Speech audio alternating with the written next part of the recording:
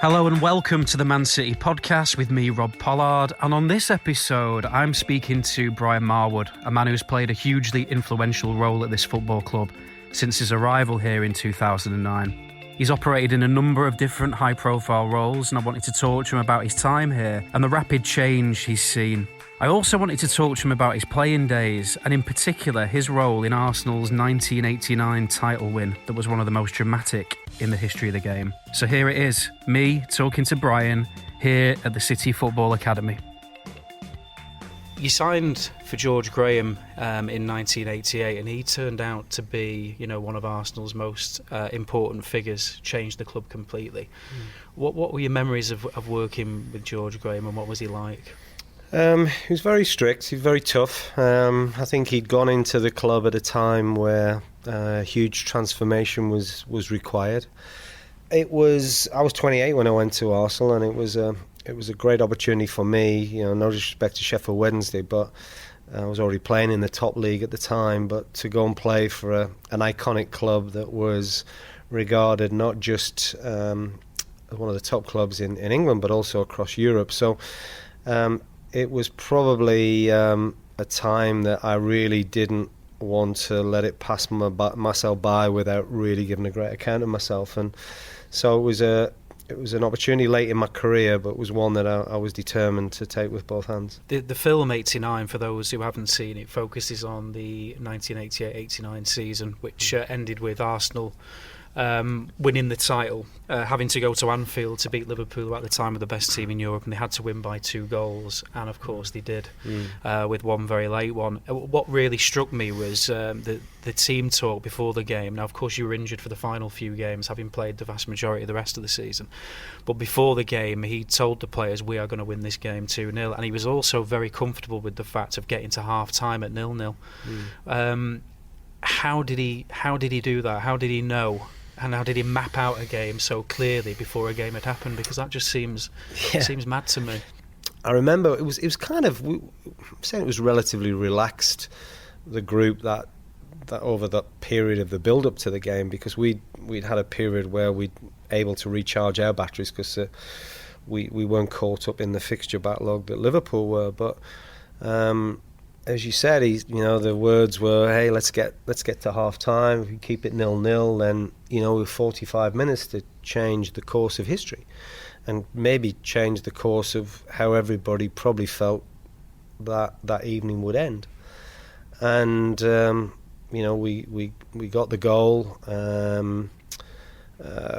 which free kick, Nigel Winterburn, Alan Smith kind of headed it in, made it 1-0. All of a sudden you can kind of sense a bit of nervousness, and we were in the ascendancy. We were playing well. We were fresher than them, because I think physically, and don't forget that at that time, I think that year we might have only used maybe 17, 18 players at most, whereas it's a different world now, of course. We're using 30 to 40 players in a season. And then, of course, John Barnes, that's literally, it's kind of, minute or so to go. John Barnes gets the ball in the corner flag area, and I guess, if he probably looked at that 9 times out of 10, he probably would have just put his foot on the ball and tried to keep it in that corner flag and just try and eat up some time. And he decided to dribble along the byline and kind of managed to get a nick to John Lukic. He picks a ball up, throws it to Lee Dixon. Lee Dixon hits a big diagonal to Alan Smith, who knocks it down, and Mickey Thomas, in an identical situation to one he'd kind of Grobler saved earlier. 1v1, last minute, everything's riding on this moment, and scores, and it was just surreal. It was almost like time stood still. He took his time with the finish, didn't he? He did. It seemed to go on. It seemed to be there forever, in terms of, go on, hit it, go on, hit it.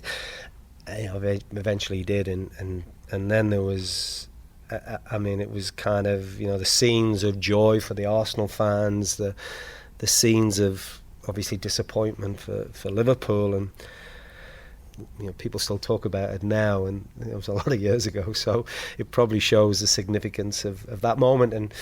and so many people still remember where they were that night and kind of how they watched it, and whether in the stadium or watching it on TV. But it was a very special moment. It was significant as well because the context, of course, was English football was at a low ebb. Obviously, Hillsborough was one element. There was sort of a hooliganism issue. Yeah, we'd had Heysel. We'd had obviously the Bradford disaster as well. Yeah. So Thatcher was dead against the England fans going to Italy the following year. Do you think that night and then England's performance in Italy the summer after, they were two key junctures, really, weren't they, in kind of restoring English football and giving it a bit of pride back in a way, wasn't it? Yeah, I mean, I think you're right.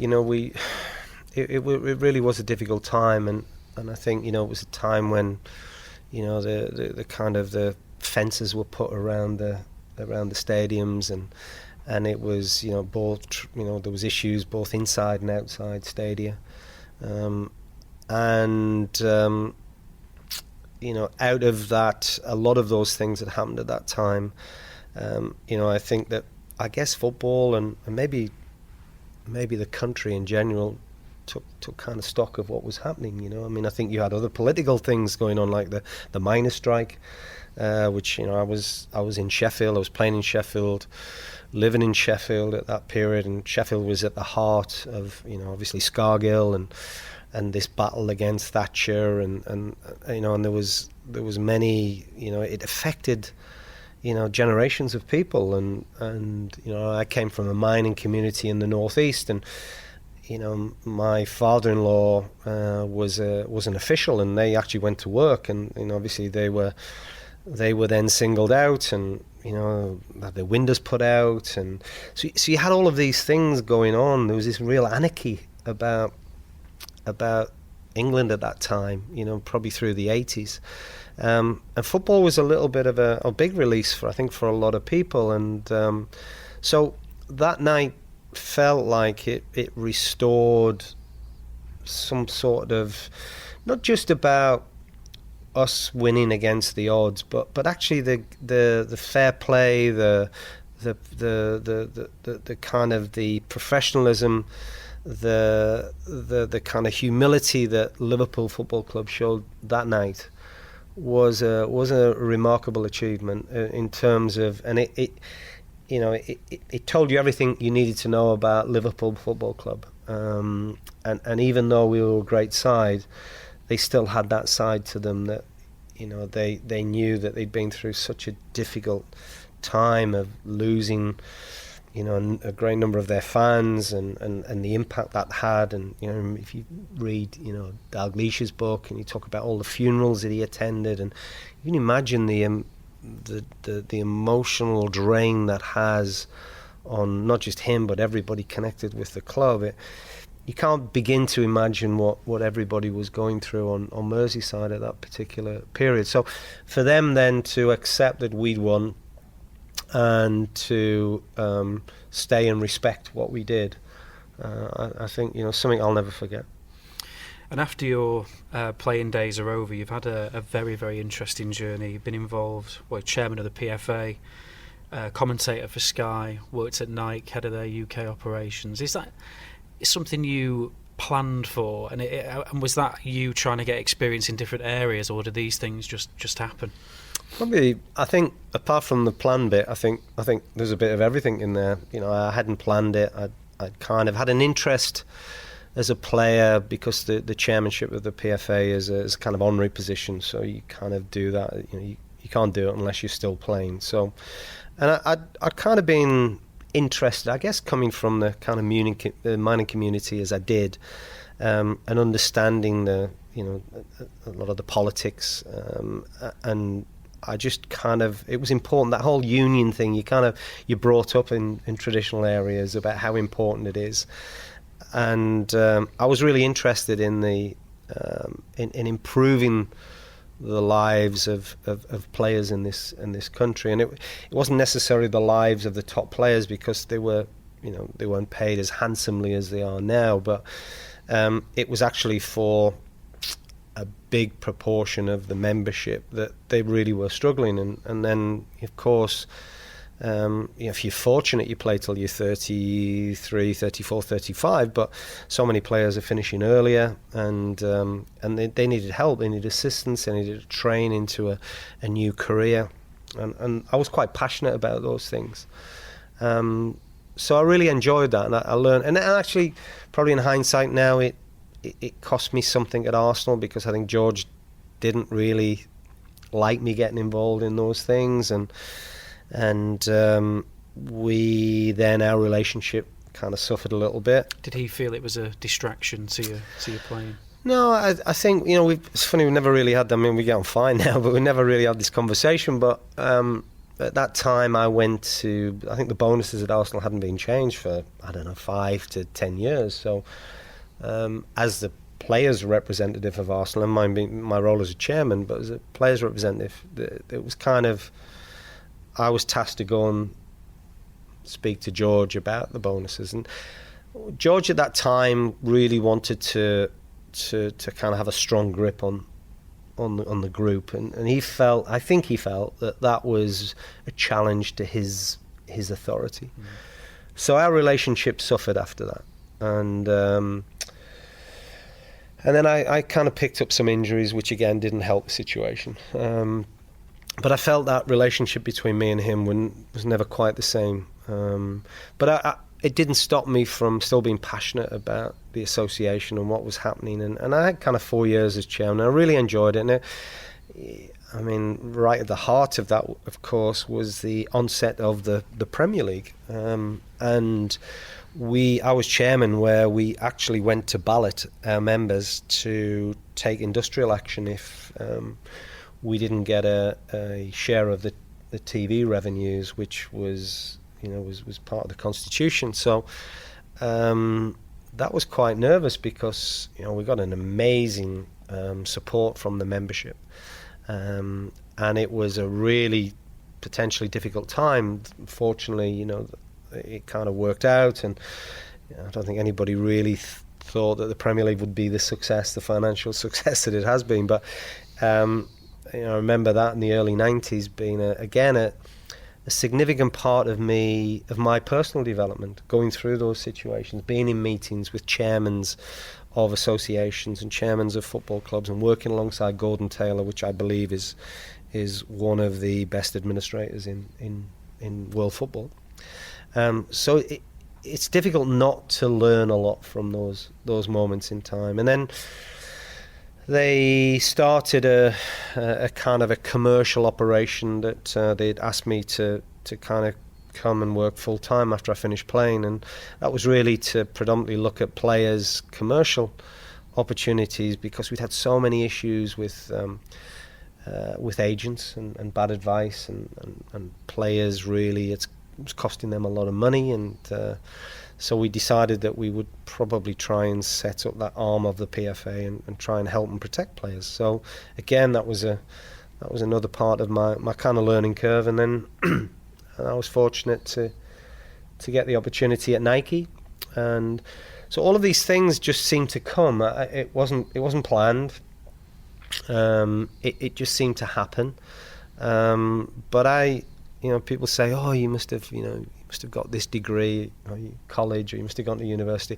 I just went to the University of Life. I didn't go to any kind of any other learning and education form than that. So and just really being involved in these experiences, getting that knowledge, working through a little bit of intuition, working with good people, and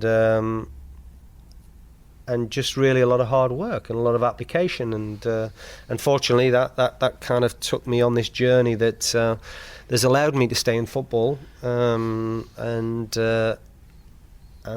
being part of this amazing project since 2009. So you met Gary Cook while you were at Nike, and obviously forged a good relationship with him, and he was, I presume, key to bringing you here in 2009. What was the club like that you found in 2009? Because it was going through and it still is going through a period of rapid growth and development. Yeah. What was it like when you came here? I think it was a football club that needed change. Gary had asked me to come before then. when the previous owners were here, Tax and Shinawatra, and I decided not to. It just didn't feel right. So Gary and I had kept in touch, and obviously when the new ownership came in, he kind of asked me again, and I remember going down to London to meet Haldoon, and he, we had probably 4 hours just talking football, and I was so impressed with Haldoon, what he had to say, his vision for the club, and just how genuine he was. And that for me was the biggest selling point, because I was giving up a career with Nike that had been there for 11 years. I had a successful career as a co-commentator with Sky, so I wasn't really in a hurry to leave all of that. And everybody's aware of the lack of stability in a lot of football clubs, and Manchester City was no different at that time, because it was a big risk for you, wasn't it? It was a huge risk. Yeah, it was a huge risk. But having met, obviously I knew Gary, and then having met Haldoon, I just had a sense and a feeling that these people were serious. These people really wanted to change the face of a once proud and famous football club. And my only real connection with Manchester City was playing against them. So I played at Main Road, and obviously played against them at Highbury, and I don't think I played against them at Sheffield Wednesday. I think we were in different divisions then, but so it was I was aware of the history of the club, but I didn't quite sense the feeling around this area at that time, and kind of how the feeling was between us and United, and kind of how things were here at the club.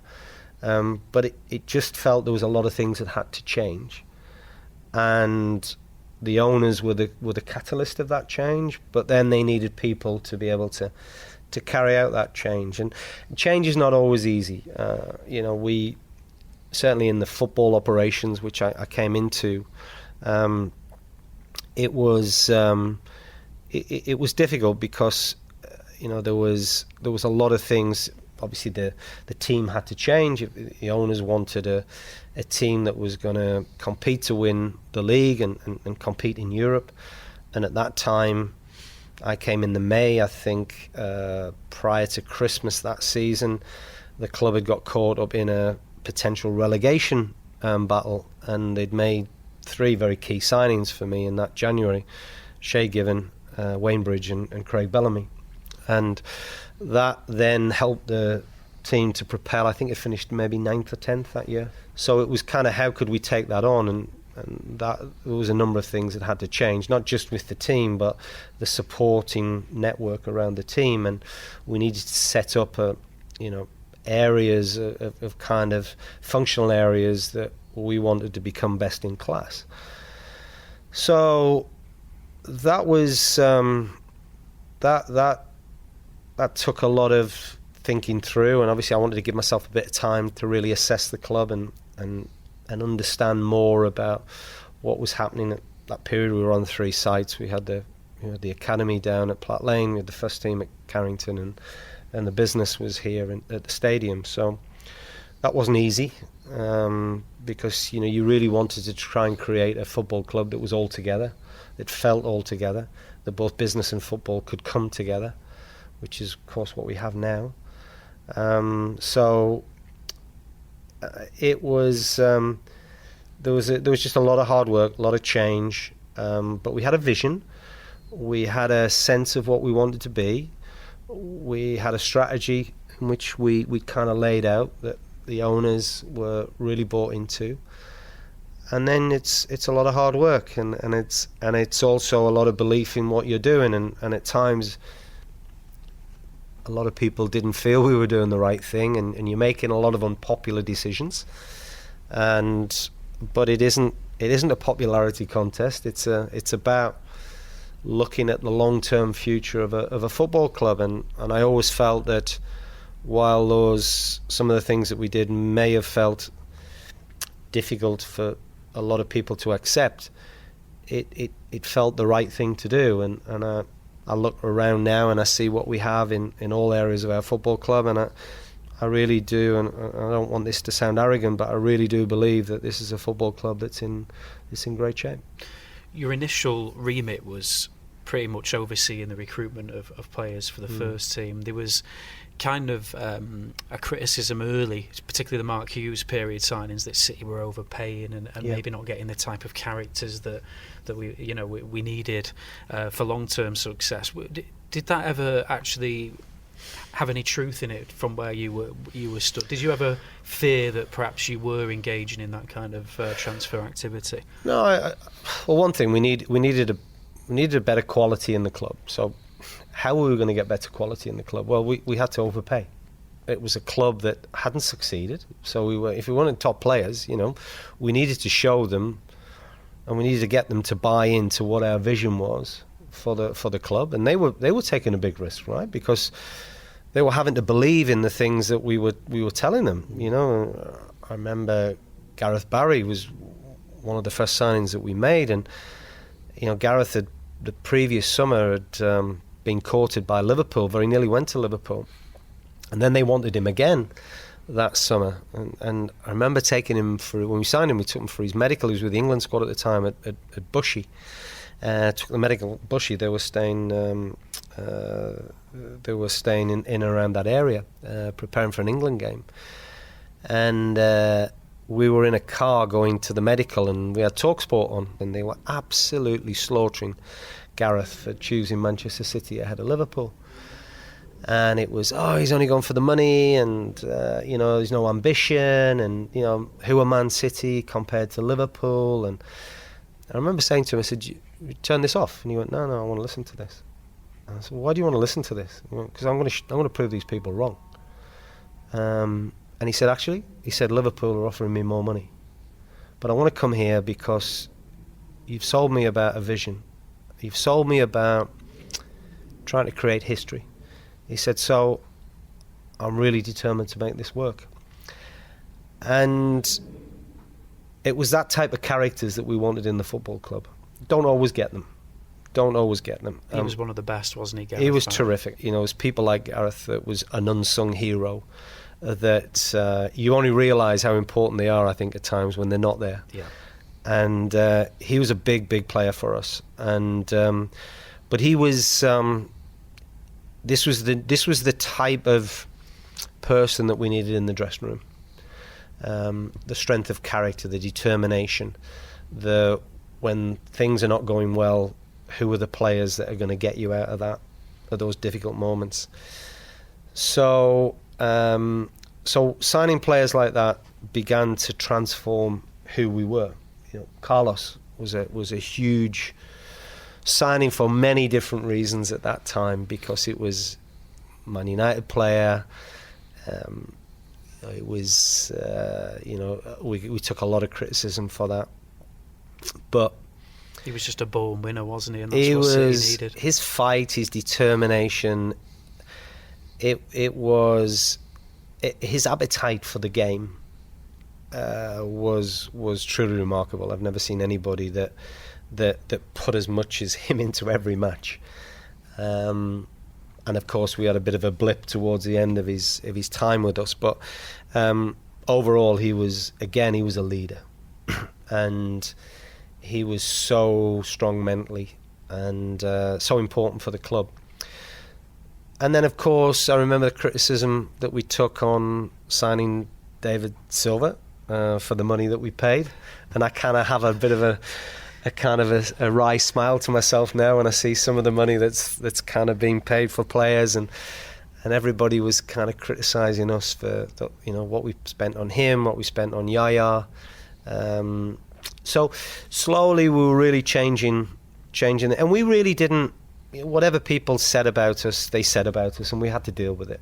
And but we didn't want that to distract us, and this is what I was saying earlier about you need to be strong, you need to be mentally tough, because it can be sometimes easy to, a lot of what the media are saying, a lot of what the fans are saying is that sometimes in some clubs, not this one, but in some clubs that can change the course of people's thinking.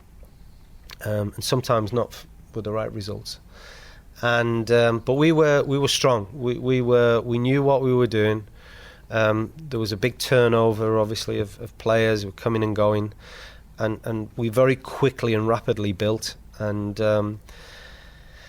then, obviously, Roberto came to the club after Mark, and Roberto brought, and I think everybody's aware that, you know, I had my differences with him, and he certainly had his differences with me. But I'll always say this: he also changed the mentality. Yeah. He set high standards. He set a benchmark that he challenged people, both staff and players. Sometimes not always for the right reasons, but he challenged players, and the players went to another level then. And of course, when we won the FA Cup, was a big moment because we'd won a trophy, and it had been, I think, 35 years previously when we won our last trophy. So that was too big a gap for a club like Manchester City. But more importantly, that mentality changed in the club. All of a sudden, we wanted to become a winning club. We wanted to become a successful club, and that was really that took us to that next level. And then, of course, since that period, we've had a lot of success. When I speak to a lot of fans, they refer to the FA Cup semi-final against United as perhaps the moment for them when they did actually start to think, well, hang on a minute, this investment is going to pay off and we are going to be a successful side. When did that happen for you? What was there a particular moment, a particular game and a particular appointment where you just thought, this is going to happen? Good question. I remember one game particularly. We played a League Cup semi-final at home against Man United, and we lost overall. We didn't get the final, but we won the home game. And I remember that night, and it was a night not just for the players and the fans, but actually the staff behind the scenes. I remember, lots of TV crews were coming in, and there was lots of activity building up to the game from probably lunchtime onwards, and everybody seemed to be talking about the game, and it you could see and sense, people were looking out the windows going, wow, we haven't seen this for a long time. I felt that was a moment in time. I think you're right, and it was interesting. People would say after winning the semi-final against United, which was a special moment for our fans. But then it was, I was never used to or had heard this kind of typical City kind of phrase, but it was, it'll be typical City. We'll lose against Stoke in the final. And it's like, wow, you just beat Manchester United, but you're still worried about losing. Yeah. Still that sense of this is all a dream. Things were beginning to change, and I think that people could sense that this actually was for real, and this was going to last, and it was going to be sustainable, and it wasn't just a flash in the pan. They could see all of the things that were happening around it as well, and the things that we were trying to do. Looking at your record in the transfer market, I think these three names that really stand out to me, who you were involved in bringing to the club, and that's David Silva, Yaya Toure, Sergio Aguero. Of those three players, which do you think has been the most important? Rob, that's such an unfair question. Yeah. And you know what? I'm not gonna duck it, because I think, all in their own way, I think have been massively crucial. And of course, let's not forget, and I could go on. We managed to negotiate and recontract the likes of Vincent, Pablo Zabaleta, who was hugely important. I've already talked about Gareth Barry, already talked about Carlos Tevez, James Milner that came in and did a wonderful job again, an unsung hero. There's so many that I think have played such a pivotal role in terms of the journey that this club has been on over the last 9 or 10 years.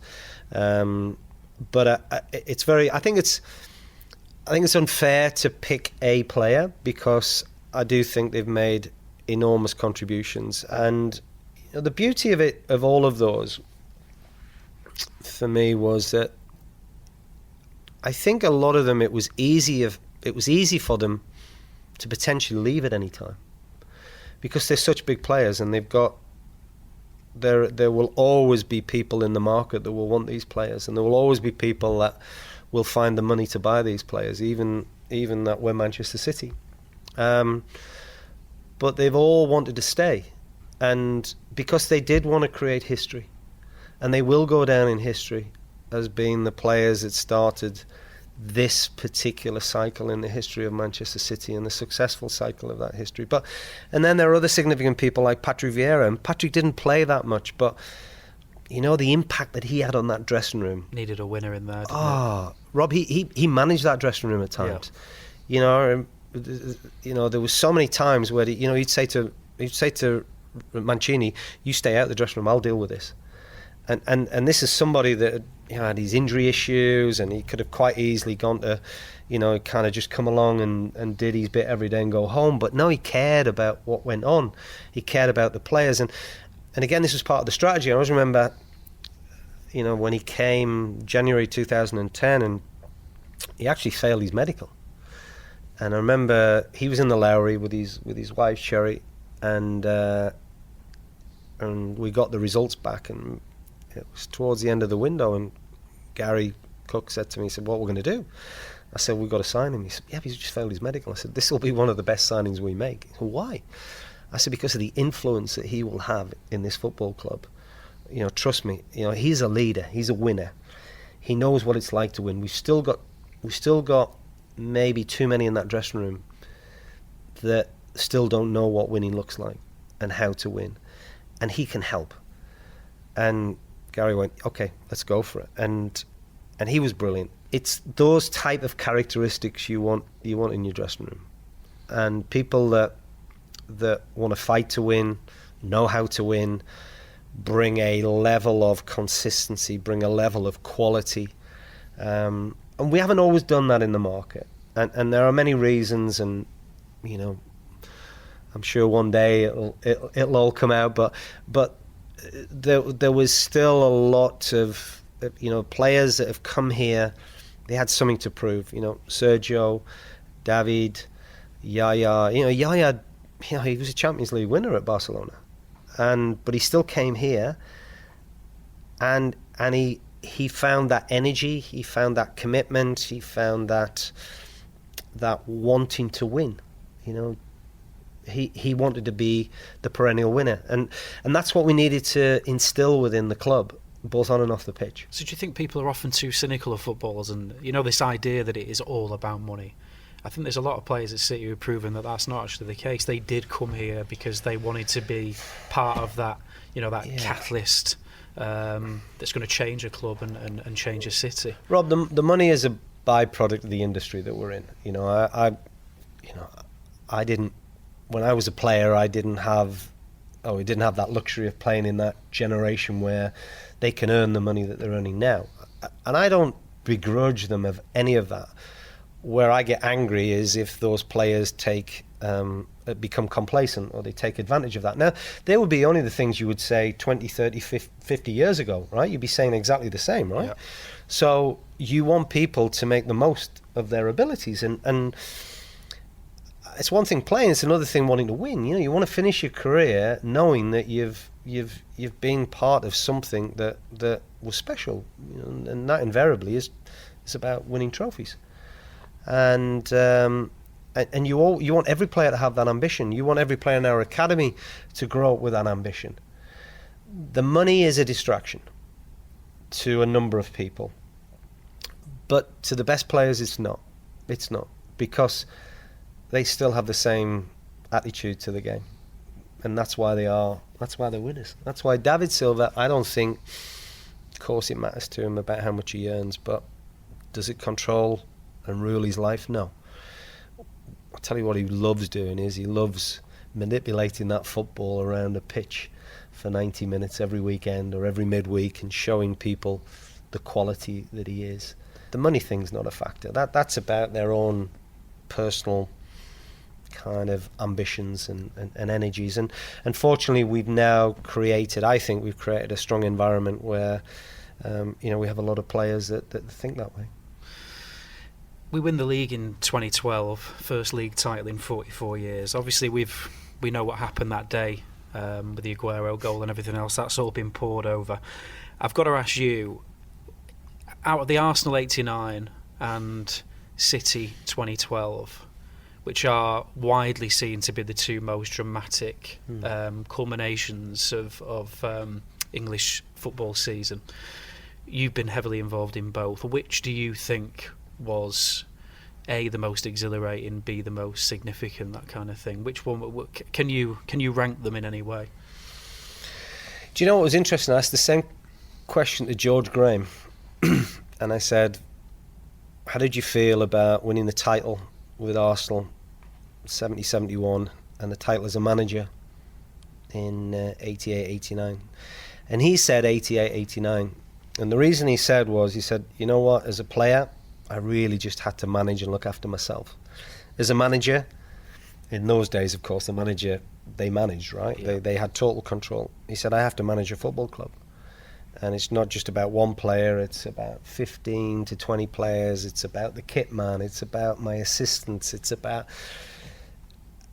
And I thought, well, yeah, I can see that. And I think if I had to rank, it would probably be being a sporting director at Manchester City versus being a player, because as a player, he's right, you have to manage yourself, and you know that's still a job in itself. But the winning the title that year was just a culmination of so many things coming together. It wasn't just about the team, it was about the backroom staff, it was about where we were in terms of our scouting and recruitment, sports science, medical, player welfare, academy,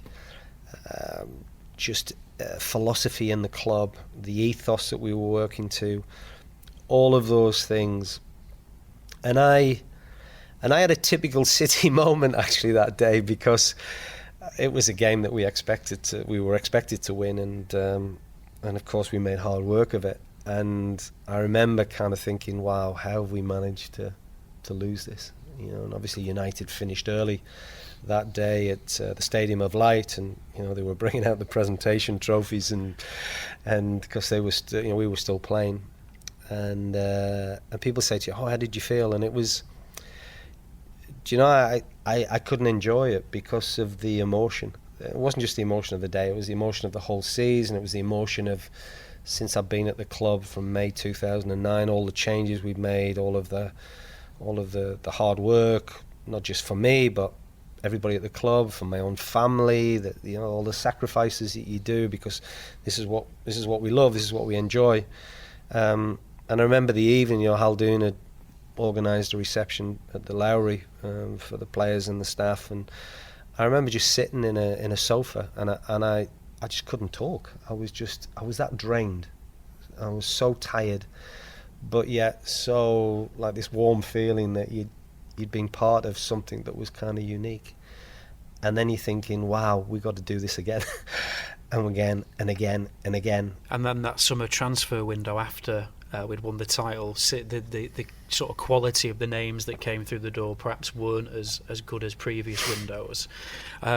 Was there a reason for that from your perspective? And factors out of your control, you know, maybe perhaps players that you wanted? Yeah, clearly having been through a huge cycle of recruitment, we then had to start, and don't forget, there was a lot of big losses made as a football club.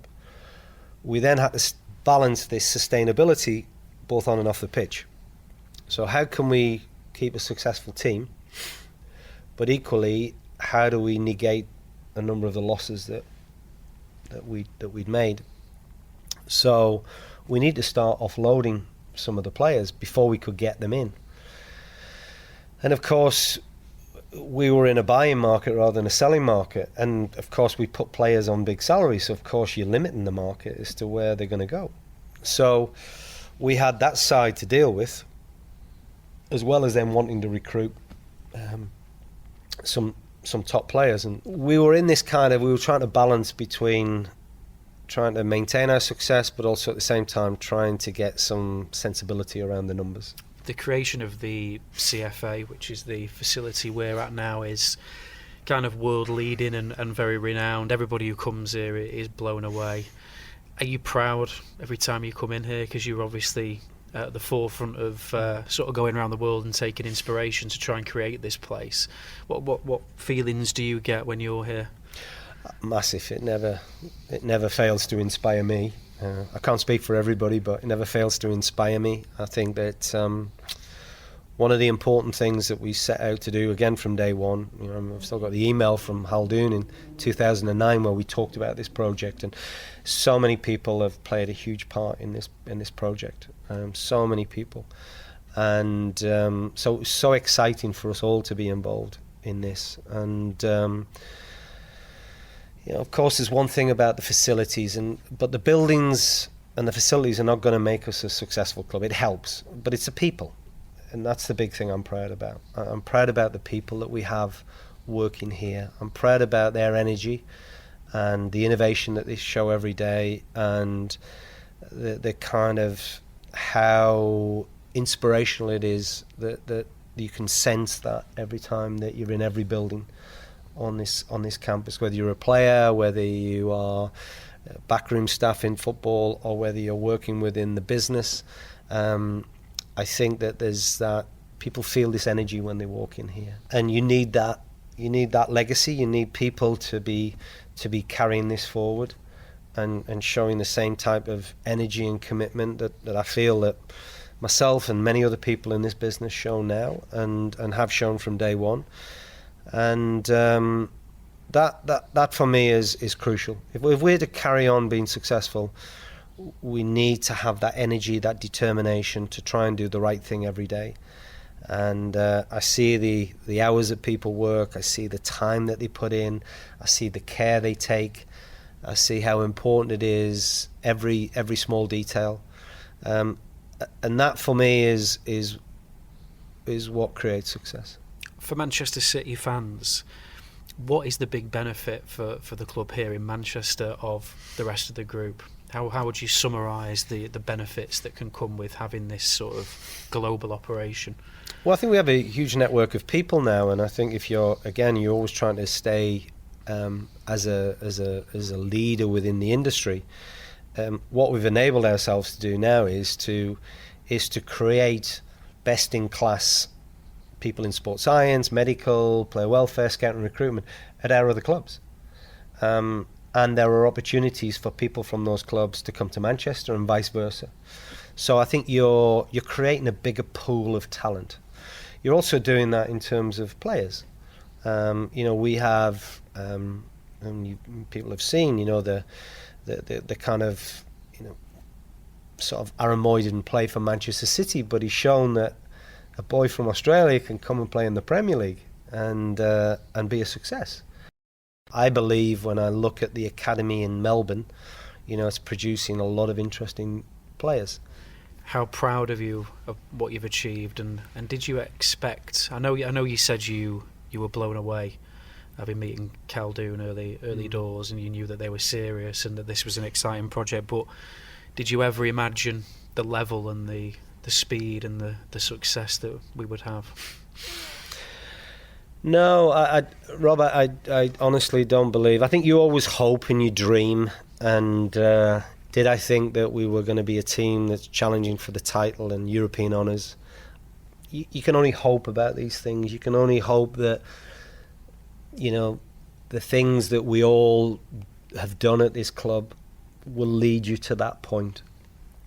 And you go through this evolution. So the initial bit was kind of how do we develop this structure? How do we give ourselves this platform? And then how do we bring the talent both on and off the pitch to bring this to life? There's lots of examples out there that it can change very quickly, and we just all of us have to protect what we have and grow and develop what we have. And if we do that, then it's going to be an amazing 10 years ahead of us, and beyond that. So as we sit today, are we in a good place? Absolutely. But for me, I never become complacent. I know what this industry is. I've been in this industry since the age of 16, You know, I've been fortunate to have a lot of good moments, but I've also had a lot of tough moments as well. And I never forget those moments. And when we have to make sure that this continues to live, and we continue to grow, and when we stay ahead of everybody else. Thank you as always to my guest, who on this occasion was Brian Marwood. Really appreciate Brian's time. If you like what you heard today, make sure you subscribe wherever it is you do your listening. There's loads more of these for you to be checking out. I've been speaking to Joe Royle and Andy Morrison about our glorious promotion campaigns, Paul Lake about his injury troubles and then his subsequent battle with depression. Francis Lee was one of the best players we've ever had and later returned as chairman during a really turbulent period. And Dennis Stewart, who had 3 stints at City, 2 as a player and 1 as a director. They're all available now wherever it is you do your podcast listening. And don't forget to visit mancity.com and download the official Man City app for all the latest news and features. Thanks for taking the time to listen. Speak to you soon.